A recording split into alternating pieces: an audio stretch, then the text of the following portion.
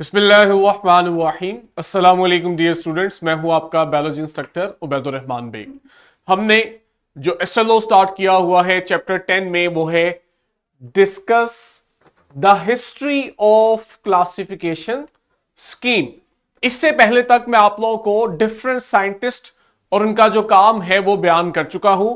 कल हमने एंड पे पढ़ा था कि चार्ल्स डार्विन ने एवोल्यूशन का आइडिया इंट्रोड्यूस करवा के क्लासिफिकेशन ऑफ ऑर्गेनिज्म जो है उसको बहुत बदल दिया और यह काम आगे ही चलता रहा। स्टार्ट में जहां अरिस्टोटल ने हमें कहा कि हमारे पास असल में टू किंगडम क्लासिफिकेशन है, या तो दुनिया के जानदार प्लांट्स होते हैं या फिर एनिमल्स, लेकिन हमने देखा कि यह सिलसिला वहां से चला और आज हमारे पास जो लेटेस्ट क्लासिफिकेशन सिस्टम है इसके अकॉर्डिंग 6 किंगडम्स हैं और 3 डोमेन्स हैं जिसमें हम तमाम लिविंग ऑर्गेनिजम्स को क्लासिफाई करते हैं।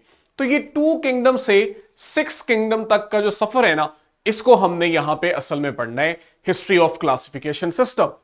ठीक, शुरू के अंदर जैसा कि हमने देखा कि आपके पास 2 किंगडम क्लासिफिकेशन सिस्टम था। यह सिस्टम कार्ल लिनस ने भी दिया। इसने भी लिविंग ऑर्गेनिजम्स को 2 ही किंगडम्स में क्लासिफाई किया। कौन था कार्ल लिनस? स्वीडन का, स्वीडिश रहने वाला था, स्वीडन का स्वीडिश बोटैनिस्ट था और नेचुरलिस्ट था 18th सेंचुरी का। नेचुरलिस्ट क्या है? जो नेचुरल हिस्ट्री को पढ़ते हैं, नेचर को एज सच पढ़ रहे होते हैं। तो ये आपके पास बोटैनिस्ट भी था और नेचुरलिस्ट भी था। लिनस जो था इसने कहा दुनिया के तमाम जानदार या तो प्लांट्स हैं या एनिमल्स हैं, और इनके जो किंगडम्स हैं वो प्लांटी या एनिमेलिया है।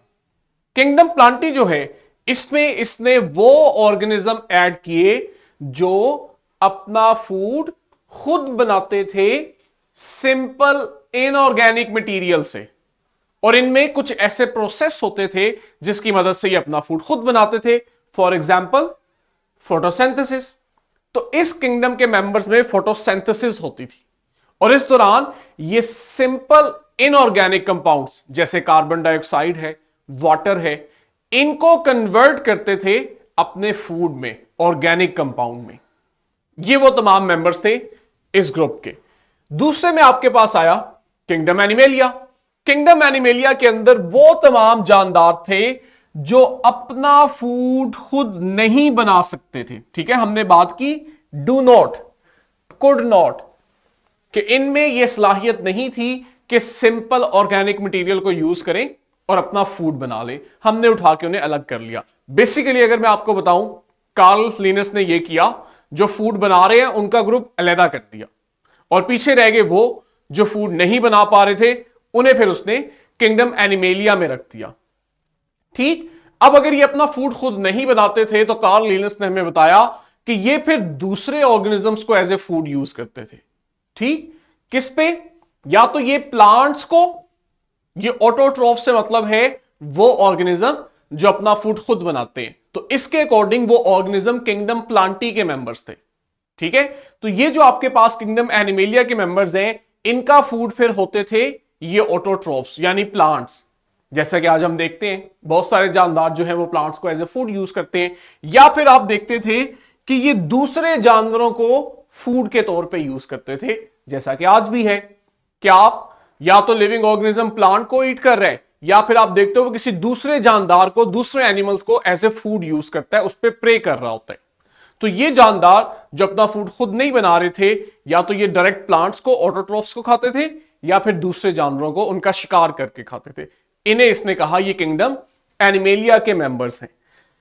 अब क्लासिफिकेशन तो इसने कर दी और उस टाइम पे इसकी बहुत इंपॉर्टेंट कंट्रीब्यूशन भी थी ये, और हमने पढ़ा था इसने बायनोमियल नोमेनक्लेचर भी इंट्रोड्यूस करवाया। लेकिन आने वाले जो साइंटिस्ट थे उन्होंने इसके काम को मजीद आगे बढ़ाया, और जब काम को आगे बढ़ाया जा रहा होता है तो पिछले काम पे क्रिटिसिज्म भी होते हैं।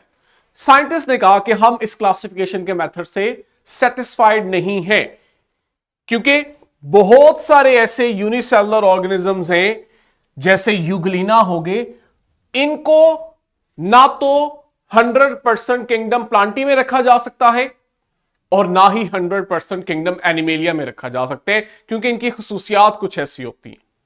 ठीक है, इस वजह से फिर हमारे पास एडवांसमेंट हुई और हमने 2 से 3 किंगडम सिस्टम बनाए। ठीक, तो आपके पास 1866 में अर्नस्ट हैकेल साइंटिस्ट था जिसने 2 से 3 किंगडम क्लासिफिकेशन सिस्टम दिया। वो जो यूनिसेलुलर ऑर्गेनिजम्स थे जिनकी क्लासिफिकेशन से हम सेटिस्फाइड नहीं थे, जैसे यूग्लिना हो गए, इनके लिए फिर एक नया किंगडम बनाया गया। किंगडम प्लांटी एनिमेलिया के वो मेंबर जो उस वक्त लगता था कि ये जेन्युइनली किंगडम प्लांटी या एनिमेलिया से बिलोंग नहीं करते, उन्हें उठा के एक अलग किंगडम में रखा गया, विच वॉज प्रोटिस्टा। ठीक, अच्छा, ये जो आपके पास यूनिसेलुलर ऑर्गेनिजम्स थे जैसे यूग्लिना हो गए, इनसे क्यों साइंटिस्ट मुतमईन नहीं थे इनकी क्लासिफिकेशन से? उसकी वजह यह थी कि इनके कुछ कैरेक्टरिस्टिक्स एनिमल से मिलते थे और कुछ इनकी खुसूसियात और कैरेक्टरिस्टिक्स प्लांट्स जैसे थे। ये बात समझ रहे हो कि ये जो यूनिसेलुलर ऑर्गेनिज्म है इनकी कुछ खुसूसियात एनिमल जैसी हैं और कुछ प्लांट जैसी हैं। अब आप कैसे डिसाइड करोगे कि इन्हें आपने किंगडम प्लांटी में रखना है या एनिमेलिया में रखना है? क्योंकि ये दोनों से कहीं ना कहीं मिल रहे हैं। जैसे कि वो कहता है कि आप इन यूनिसेलुलर ऑर्गेनिजम्स को जब डार्क में रख के देखो तो आप देखते हो ये हेट्रोट्रोफिक हो जाते हैं। हेट्रोट्रोफिक कहते हैं जो अपना फूड खुद नहीं बना पाते, जैसा कि एनिमल्स हैं। तो ये खसूसियत इनमें एनिमल्स जैसी है, लेकिन कब? जब आपने डार्क में रखे। तो इनका जो तब मोड ऑफ न्यूट्रिशन है, खुराक हासिल करने का जो तरीका है, वो हेट्रोट्रोफिक हो जाता है। ठीक, लेकिन साथ ही साथ आप देखते हो कि आपको इनके अंदर क्लोरोफिल भी मिलते हैं। अब क्लोरोफिल वो पिगमेंट है कि जिसको सनलाइट प्रोवाइड की जाए तो ये सनलाइट एब्जॉर्ब करवा के फोटोसिंथेसिस करवाता है। अब ये चीज तो एनिमल्स में नहीं होती। तो इन बिना पे साइंटिस्ट जो थे वो इन यूनिसेलुलर ऑर्गेनिजम्स को इन दोनों में से किसी किंगडम में भी रखने पर सेटिस्फाइड नहीं थे।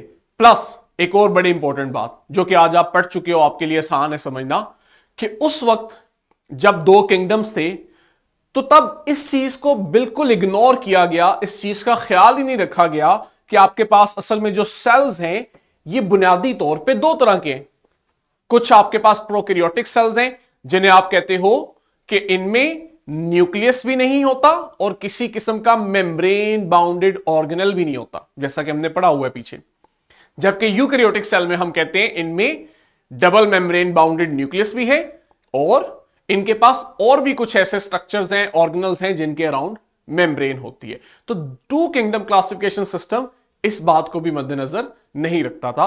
मैंने आपके पास यहां सिमुलेशन यूज की है क्विक रिव्यू के लिए कि आप जल्दी से ये प्रोकैरियोटिक और यूकैरियोटिक सेल का डिफरेंस देख के आप रियलाइज कर सको। एक तो इनमें मॉर्फोलॉजिकली आपको डिफरेंस नजर आ रहा है, लेकिन हमारा जो कंसर्न है वो ये कि अगर आप इनमें देखो, ये देखो सिंपली एक सेल पड़ा हुआ है और उसी सेल में ओपनली उसके साइटोप्लाज्म में इसका डीएनए, क्रोमोसोम, जेनेटिक मटेरियल है, जो भी नाम दे लो।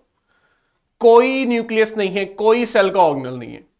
और इसके बरक्स देखो यूकैरियोटिक सेल, जमीन आसमान का फर्क है कि यहां प्रॉपर आपको नजर आ रहा है कि बहुत सारे स्ट्रक्चर्स हैं, ऑर्गेनल्स हैं और हर एक के राउंड आपके पास मेम्ब्रेन है, चाहे वो न्यूक्लियस है, बाहर एंडोप्लाज्मिक रेटिकुलम है, गोल्जी ओपेटस है, या ये देखो यहां पे माइटोकॉन्ड्रिया में नजर आ रहे हैं। तो ये आपके पास मेम्ब्रेन बाउंडेड स्ट्रक्चर होने की वजह से दोनों सेल्स में बहुत ज्यादा फर्क है, इररिस्पेक्टिव ऑफ देयर साइज। के साइज का फर्क तो है ही। अब ये जो चीज थी इसको मद्देनजर ही नहीं रखा गया और ये छोटी चीज नहीं थी। ठीक है, अब अर्नस्ट हैकेल आया और इसने इन ऑर्गेनिजम्स के लिए जो प्लांट एनिमल दोनों वाली कैरेक्टरिस्टिक शो कर रहे हैं, इसलिए किसी भी एक किंगडम में वो सेटिस्फाई नहीं हो पा रहे, तो उनके लिए एक थर्ड किंगडम रख दिया, किंगडम प्रोटिस्टा, जिसमें हमने देखा कि सिंपल लाइफ फॉर्म्स थी, यानी कि सिंपल लिविंग ऑर्गेनिजम्स थे। और उन लिविंग ऑर्गेनिज्म की खुसूसियत यह थी कि ना वो किंगडम प्लांटी का हिस्सा थे और ना ही वो किंगडम एनिमेलिया में फिट होते थे। किस तरह के ऑर्गेनिजम्स थे? बेसिकली ना यूनिसेलुलर ऑर्गेनिज्म थे। ये कैरेक्टरिस्टिक बच्चों आपने याद रखनी है। एग्जामिनर आपसे यहां शॉर्ट क्वेश्चन पूछेगा, एमसीक्यूज पूछेगा, तो आपको इन बातों का रियलाइज होना चाहिए कि थर्ड ग्रुप जो बन रहा है उसमें आपके पास जनरली यूनिसेलुलर ऑर्गेनिज्म है। कौन कौन से? जिन्हें आज हम बैक्टीरिया कहते हैं, एल्गी कहते हैं या प्रोटोजोआ कहते हैं। अभी किंगडम डेवलप हो रहे हैं। इसलिए आपको यहां पे थोड़ा सुनने में लगेगा कि भाई आज तो बैक्टीरिया अलग है, एल्गी अलग है, प्रोटोजोआ अलग है। उस वक्त अभी ये चीज डेवलप हो रही थी, इसलिए सिंपली क्या किया गया कि बैक्टीरिया, एल्गी, प्रोटोजोआ, इन्हें सबको एक ही किंगडम में रखा गया। ठीक। और इन लिविंग ऑर्गेनिजम्स की क्या खसूसियात थी? इनमें कंप्लेक्स ऑर्गेनाइजेशन नहीं होती, जैसे कि आप मल्टी सेलुलर प्लांट्स और एनिमल्स में देखते हो। कंप्लेक्स ऑर्गेनाइजेशन से मुराद सेल्स मिलके टिश्यूज बना रहे हैं, टिश्यूज मिलके ऑर्गन बना रहे हैं, ऑर्गन्स मिलके ऑर्गन सिस्टम, और ऑर्गन सिस्टम मिलके ऑर्गेनिज्म बना रहे हैं। इनमें ऐसी कोई कंप्लेक्सिटी नहीं थी, इसलिए आसानी से अर्नस्ट हैकेल ने इनके लिए किंगडम ही अलग कर दिया। तो इस तरह 2 से 3 किंगडम पे बात चली। लेकिन चाहे ये पिछले से इंप्रूवमेंट थी, 2 की निस्बत 3 किंगडम एक अच्छी इंप्रूवमेंट थी, लेकिन इसके बावजूद ये एक चीज को तो एड्रेस ही नहीं कर रहा, जिसको हमने सेकंड पॉइंट को रेज किया कि आपके पास ऑर्गेनिज्म ही बुनियादी तौर पे 2 तरह के हैं अपने सेल्स के लिहाज से। अगर यूकैरियोटिक सेल रखते हैं तो अगर प्रोकैरियोटिक सेल रखते हैं तो प्रोकैरियोटिक ऑर्गेनिज्म है, और अगर यूकैरियोटिक सेल रखते हैं तो यूकैरियोटिक ऑर्गेनिज्म है। इस चीज को तो अर्नस्ट हैकेल ने भी नहीं नोटिस किया या उसने अपनी क्लासिफिकेशन में कंसीडर किया। तो अभी भी जो 3 किंगडम सिस्टम है ये सेटिस्फैक्टरी नहीं है। इसके अलावा एक और ऑर्गेनिज्म है जिसे आप कहते हो फंजाई। ये जो फंजाई थे ना, इन्हें शुरू में प्लांट्स के साथ रखा जाता था, फिर कुछ वक्त के लिए इन्हें प्लांट से निकाल के एनिमल्स में भी रखा गया। लेकिन साइंटिस्ट बिलीव करते थे कि ये जो इनकी क्लासिफिकेशन है ना, या प्लांटी के साथ रख रहे हो या एनिमेलिया के साथ रख रहे हो, ये भी जस्टिफाइड नहीं है। ठीक है, क्यों? क्योंकि बेशक इनमें कुछ कैरेक्टरिस्टिक प्लांट जैसी हैं, लेकिन दे आर नॉट ऑटोट्रॉफ्स। ठीक है, ये अपना फूड खुद नहीं बना सकते, जबकि प्लांट्स अपना फूड खुद बनाते हैं। इसी तरह आप आगे पढ़ोगे हायर ग्रेड्स में कि इनकी कुछ कैरेक्टरिस्टिक्स एनिमल लाइक भी हैं, इसलिए इनको माजी में कभी प्लांट किंगडम प्लांटी, कभी किंगडम एनिमेलिया में रखा गया। लेकिन कुछ कैरेक्टरिस्टिक ऐसी हैं जो दोनों से नहीं मिलती। ठीक है, जिस वजह से साइंटिस्ट जो थे वो इतराजात उठा रहे थे कि नया क्लासिफिकेशन सिस्टम इस चीज का भी ख्याल रखे कि ऑर्गेनिज्म यूकैरियोट है या प्रोकैरियोट है, और साथ ही साथ ये जो फंजाई हैं इनकी भी क्लासिफिकेशन अलग कर दी जाए। तो इस तरह से आपके पास किंगडम सिस्टम इवॉल्व होते गए, और डायरेक्ट हम 4 से 5 किंगडम सिस्टम पे आए। 4 किंगडम कहां आया? 4 किंगडम में अभी आप देखोगे आपके पास फंजाई आ गए, तो 5 क्या था यह भी आपको आइडिया हो जाएगा। ठीक है, तो 3 से हम डायरेक्ट 5 पे आ रहे हैं। ये आपके पास अगर हम फास्ट फॉरवर्ड आगे आ जाएं तो 1969 में रॉबर्ट विटेकर ने 5 किंगडम क्लासिफिकेशन दिया, जिसको आज हम बहुत ज्यादा पढ़ते हैं, इसलिए इसका नाम हम ले रहे हैं। ठीक, अब ये जो क्लासिफिकेशन थी, इस क्लासिफिकेशन के दौरान इसने 2 चीजों का ख्याल रखा। एक तो इसने लिविंग ऑर्गेनिजम्स को क्लासिफाई करते वक्त उनकी सेल टाइप देखी, वही बात कि ये प्रोकैरियोट हैं या यूकैरियोटिक सेल रखते हैं, जिसका हमें एतराज था कि ये चीज भी शामिल होनी चाहिए। और दूसरा इसने देखा उनमें मोड ऑफ न्यूट्रिशन, कि वो खुराक कैसे हासिल करते हैं, और खुराक हासिल करने के लिविंग ऑर्गेनिज्म में 3 बड़े कॉमन मेथड्स हैं। ठीक है, तो इसने सेल की टाइप कि वो प्रोकैरियोटिक सेल है या यूकैरियोटिक सेल है, ये भी मद्देनजर रखा, और साथ ही साथ मोड ऑफ न्यूट्रिशन की जो 3 टाइप्स हैं इनको भी देखा। अब जब ये लिविंग ऑर्गेनिजम्स को 5 किंगडम में क्लासिफाई कर रहा था ना, तो ये देखता था वो अपना न्यूट्रिशन कैसे हासिल करते हैं, और उनका सेल प्रोकैरियोटिक है या यूकैरियोटिक है। इस बेस पे इसने 5 किंगडम बना दिए। ठीक, अब वो 5 किंगडम कैसे हैं ये अब आप लोगों ने 1 बाय 1 अंडरस्टैंड करना है। हमें किंगडम प्लांटी एनिमेलिया का आइडिया है। एक अभी हमने पीछे बात की कि जो फंजाई की क्लासिफिकेशन थी उस पर इतराजात थे, उन्हें भी उठा के अलग किंगडम बना दिया, तो 3 किंगडम ये हो गए। अब वो जो किंगडम प्रोटिस्टा था, असल में स्प्लिट आया है इसमें, कि ये जो किंगडम था इसको ब्रेक करके 2 किंगडम बनाए गए, जिसकी वजह से आपके पास टोटल 5 किंगडम बन गए। अब जरा अगर हम देखें, किंगडम मोनरा जो है ये आपके पास वो किंगडम है जिसमें मौजूद तमाम लिविंग ऑर्गेनिज्म प्रोकैरियोटिक ऑर्गेनिज्म है, यानी इनके सेल्स प्रोकैरियोटिक सेल्स होते हैं। उनके सेल में ना न्यूक्लियस होता है, ना ही मेम्ब्रेन बाउंडेड ऑर्गेनल होता है। आज अगर हम बात करें तो इस ग्रुप के कौन कौन से मेंबर हैं? बैक्टीरिया है, और साइनोबैक्टीरिया है।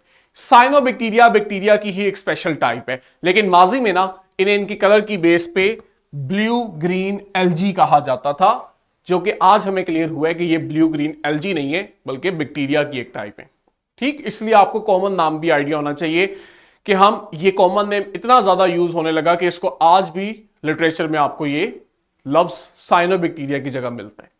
तो आपके पास बैक्टीरिया और साइनोबैक्टीरिया जो प्रोकैरियोटिक ऑर्गेनिज्म है, ये मिल के किंगडम मोनरा बनाते हैं। अब जरा इनकी खासियत क्या है? Simple, they are prokaryotic cells, यानी इनके पास डिफाइन न्यूक्लियस नहीं है जिसमें आप देखते हो कि जेनेटिक मटेरियल के अराउंड मेम्ब्रेन की कवरिंग होती है, ऐसा कुछ नहीं है। अगली कैरेक्टरिस्टिक, यूनिसेलुलर होते हैं यूजुअली।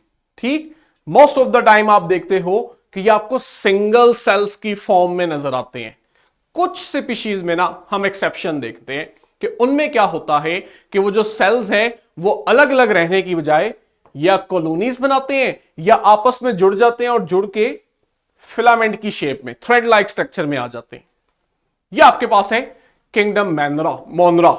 अब एनिमेशन पर जाने से पहले इसकी एक और बड़ी इंपॉर्टेंट कैरेक्टरिस्टिक, इस किंगडम के जो मेंबर्स हैं ना, इनके सेल के बाहर एक रिजिड सेल वॉल होती है। ये वही सेल वॉल का कंसेप्ट है जो आपने प्लांट सेल में पढ़ा है, लेकिन यहां पे आप देखोगे सेल वॉल की कंपोजिशन डिफरेंट है।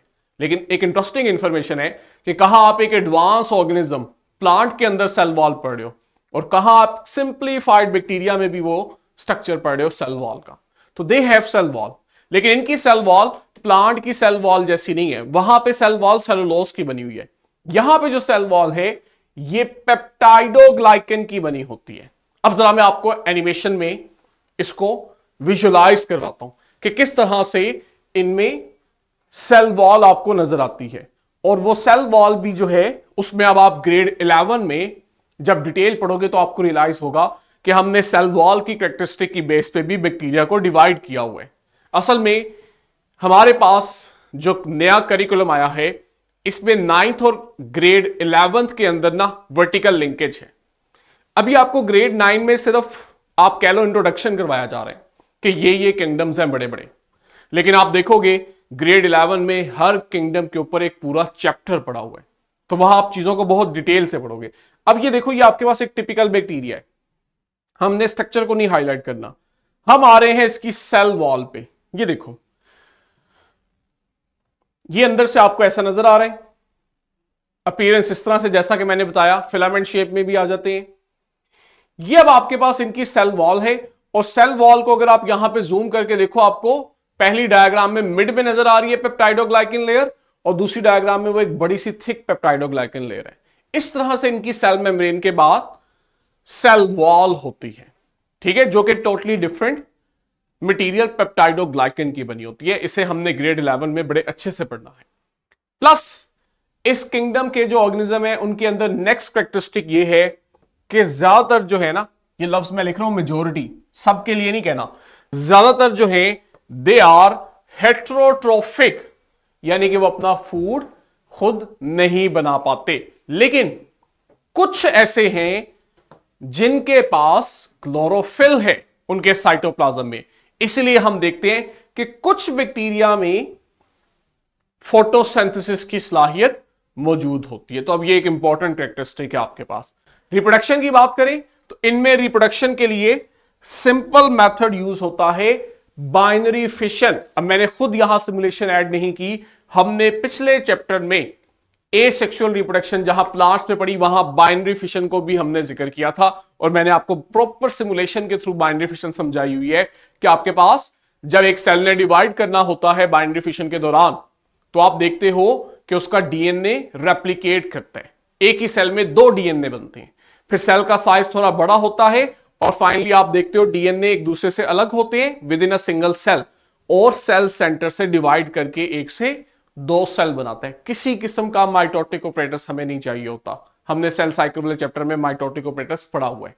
तो सिंपलेस्ट मेथड है सेल डिवीजन का विच इज बाइनरी फिशन, जो कि इनमें मौजूद होता है, जहां आप देखते हो सिंगल सेल डिवाइड करता है और 2 आइडेंटिकल डॉटर सेल्स बना देते हैं। एसेक्सुअल मेथड है ना, तो इसीलिए पेरेंट सेल और डॉटर सेल्स का जेनेटिक मटेरियल सेम होता है, वो आइडेंटिकल होते हैं। ठीक, अगला आप जरा ग्रुप देखो, किंगडम प्रोटिस्टा। ये वही है जो अर्न्स्ट हैकेल ने बनाया। अब अगर आपने रियलाइज किया हो तो हमने पता क्या किया है, अर्न्स्ट हैकेल ने बैक्टीरिया और एल्गी इकट्ठे कर दिए थे। अब बैक्टीरिया थे प्रोकैरियोटिक, एल्गी है यूकैरियोटिक। हमने रॉबर्ट विटेकर ने यह किया कि इसने इसमें किंगडम प्रोटिस्टा में से जो प्रोकैरियोटिक ऑर्गेनिज्म है ना, उन्हें अलग करके किंगडम मोनरा कह दिया, और बाकी के जो यूकैरियोटिक ऑर्गेनिज्म थे वो फिर आपके किंगडम प्रोटिस्टा कहलाए। तो इस तरह से 1 से 2 किंगडम हुए। असल में अर्न्स्ट हैकेल ने 3 किए थे, हमने प्रोटिस्टा में से मोनरा निकाल के 4 किए और 5वां फंजाई हो गया। ठीक, अब जो प्रोटिस्टा है ना, कहते हैं they are a very diverse group of eukaryotic organism. किस तरह से डाइवर्स है, क्यों डाइवर्स है, ये आप ग्रेड 11 में बहुत डिटेल में पढ़ोगे कि इनकी डाइवर्सिटी के पीछे असल में वजह क्या है। कहते हैं इनके अगर आप सेल को देखो तो इनके सेल्स में डेफिनेट न्यूक्लियस होता है, यानी कि एक प्रॉपर न्यूक्लियस है जहां जेनेटिक मटेरियल पड़ा हुआ है और जेनेटिक मटेरियल के अराउंड न्यूक्लियर मेम्ब्रेन है जो उसे साइटोप्लाज्म से अलग कर रही है। तो ये जो यूकैरियोटिक ऑर्गेनिज्म है किंगडम प्रोटिस्टा के मेंबर, दे हैव न्यूक्लियस, जबकि हमने अभी देखा प्रोकैरियोटिक सेल्स जैसे बैक्टीरिया थे उनमें ये चीज नहीं थी। लेकिन है ये भी ज्यादातर यूनिसेलुलर, जैसे किंगडम मोनरा वाले यूनिसेलुलर थे, ये भी यूनिसेलुलर है। कहते हैं कुछ इनमें कॉलोनियल है, यानी कि वो भी मिलके रहते हैं कॉलोनीज की फॉर्म में। हां, फर्क सिर्फ ये आ रहा है बॉडी साइज के लिहाज से, नंबर ऑफ सेल्स के लिहाज से, कि इनमें कुछ मेंबर्स ऐसे भी हैं जो मल्टी सेलुलर हैं लेकिन सिंपल मल्टी सेलुलर है, यानी कि कुछ ऑर्गेनिज्म ऐसे हैं जिनकी बॉडी एक सेल से ज्यादा की बनी हुई है, लेकिन उसके बावजूद सेल ज्यादा तो है, लेकिन आप देखोगे उनमें कॉम्प्लिकेशन नहीं होती, उनका स्ट्रक्चर सिंपल ही रहता है। एनिमल्स या प्लांट्स की तरह कंप्लेक्स नहीं होता। ठीक, कहते हैं not all protist have cell wall. इसका मतलब कुछ के पास सेल वॉल होती है, सब में नहीं होती। कहते हैं जिनके पास होती है ना सेल वॉल, उनकी सेल वॉल की कंपोजिशन और सेल वॉल की कैरेक्टरिस्टिक्स डिफरेंट होती है, यानी कि उनमें भी सिमिलैरिटी नहीं है। जिनमें सेल वॉल है, अव्वल तो ज्यादातर में है ही नहीं, और जिनमें है उनमें भी आपस में कंपोजिशन और कैरेक्टरिस्टिक में फर्क आता है, लेकिन कुछ में होती जरूर है। ठीक, आगे हमारे पास है रिप्रोडक्शन। तो सेक्सुअल रिप्रोडक्शन भी है और इनमें एसेक्सुअल रिप्रोडक्शन भी है। सेक्सुअल रिप्रोडक्शन हमने पढ़ा हुआ है जहां पे आपके पास 2 पेरेंट्स इन्वॉल्व होते हैं और मियोसिस हो रही होती है। एसेक्सुअल रिप्रोडक्शन में आप देखते हो एक ही पेरेंट इन्वॉल्व होता है और जनरली आपके पास वहां माइटोसिस हो रही होती है। तो इनमें दोनों मेथड होते हैं। ये जो ग्रुप है इसको हमने मजीद फिर 3 बड़े ग्रुप्स के अंदर डिवाइड किया होता है। ठीक है, अपनी आसानी के लिए, अंडरस्टैंडिंग के लिए। हमारे पास ग्रेड 11 में पूरा चैप्टर है किंगडम प्रोटिस्टा पे, जहां हमने ये तीनों ग्रुप्स डिटेल में पढ़ने हैं। पहले ग्रुप को आप कहते हो प्रोटोजोआ। अभी अगर आपको थोड़ा याद हो या आप वीडियो को रिवाइंड करोगे तो आपको नजर आएगा कि अर्न्स्ट हैकेल ने जब किंगडम प्रोटिस्टा बनाया तो उसने प्रोटोजोआ भी रखे हुए थे, लेकिन आज हमने प्रोटिस्टा को इस तरह मॉडिफाई किया है कि हमने 3 ग्रुप में से सिर्फ एक ग्रुप को प्रोटोजोआ का है। ये जो किंगडम प्रोटिस्टा के ग्रुप में प्रोटोजोआ है, इसके ऑर्गेनिज्म हेट्रोट्रोफिक हैं, अपना फूड खुद नहीं बना पाते, लेकिन ये मोटाइल होते हैं, इनमें ना लोकोमोशन होती है। जबकि आप देखते हो ये कैरेक्टरिस्टिक एनिमल की है कि उनमें लोकोमोशन होती है, इसलिए हम इन्हें एनिमल लाइक प्रोटिस्ट भी बोलते हैं। ठीक हो गया। इनमें जो बड़ी कॉमन एग्जांपल हमें सुनने को मिलती है, अमीबा हम सबने सुना हुआ है, पैरामीशियम है, ये भी है, प्लाज्मोडियम। प्लाज्मोडियम बड़ा इंपॉर्टेंट है। मैंने अमीबा और प्लाज्मोडियम की हमारे पास यहां सिमुलेशन रखी है, इसको जरा ऑब्जर्व करते हैं, बाकी हम फिर कल स्टार्ट करेंगे। कि ये 2 कॉमन हमारे पास स्ट्रक्चर्स हैं जिन्हें हम रियल लाइफ में बहुत सुन रहे होते हैं। आपके पास आपकी सराउंडिंग में कोई भी गंदा पानी ले लो, बारिश का पानी ले लो, उसका एक ड्रॉप लो, क्लास के अंदर जाओ, लैब में जाओ स्कूल की, और वहां आप उसे माइक्रोस्कोप में ऑब्जर्व करो, आपको अमीबा मिल जाएगा इजीली बैक्टीरिया के साथ। ठीक है, बैक्टीरिया भी कॉमन है। ये आपके पास अमीबा होता है जिसे हम कहते हैं ये शेपलेस है, इसकी कोई स्पेसिफिक शेप नहीं है। इसमें आप देखते हो कि आपके पास जगह जगह से उभार निकले होते हैं। इन्हें आप कहते हो जूडोपोडिया, जिनकी मदद से ये मूव करता है। इसने जब मूव करना होता है ना, ये अपने सेल में जो साइटोप्लाज्म है उसे उस डायरेक्शन में धकेलता है, जिसकी वजह से इसके अंदर ये प्रोजेक्शंस निकलती हैं, जिन्हें आप जूडोपोडिया कहते हो। हम डिटेल पढ़ेंगे ग्रेड 11 में, वहां आप देखोगे। नेक्स्ट अगर मैं आपको दिखाऊं, वेरी इंपॉर्टेंट, प्लाज्मोडियम। प्लाज्मोडियम हमारे लिए इसलिए इंपॉर्टेंट है कि बच्चों ये वो प्रोटोजवा है जो हम में मलेरिया कॉज करता है, और मलेरिया इंसानी तारीख की उन चंद बीमारियों में से है जिसे आप सबसे ज्यादा मोहलक कहते हो और जिसने बहुत बड़े लेवल पे इंसानी जानों का ज़िया करवाया है। ये आपके पास जो मलेरिया है उसे कॉज करने वाला यूनिसेलुलर ऑर्गेनिज्म असल में प्लाज्मोडियम है, जो कि इस मच्छर के जरिए हमारी बॉडी में एंटर होता है। ये देखो, ये उसकी प्लाज्मोडियम की शेप है, और इस तरह से इसकी इन्फेक्शन साइकिल है, जिसे हमने ग्रेड 11 में डिटेल में पढ़ना है कि कैसे ये मॉस्किटो और फिर मॉस्किटो से ह्यूमन में आता है और हमारे रेड ब्लड सेल्स को डिस्ट्रॉय करता है और हमें मलेरिया कॉज करता है। ठीक है, वापस आते हैं अपनी स्लाइड्स पे। आज के लिए हम इसी लेक्चर को यहां स्टॉप करेंगे। कल हमने इसी को यहां से एलजी और फंगस लाइक प्रोटिस्ट से स्टार्ट करना है। आपके पास इसकी वर्कशीट क्वेश्चन बैंक है, उससे प्रैक्टिस करो, इंपॉर्टेंट है। चाहे बुक के एंड पे आने वाले टॉपिक्स हैं, लेकिन इनकी सिग्निफिकेंस बहुत ज्यादा होती है। एग्जामिनर यहां से MCQ, short question, long question तीनों को प्रेफर करते हैं। कल यहीं से कंटिन्यू करेंगे। अल्लाह हाफिज।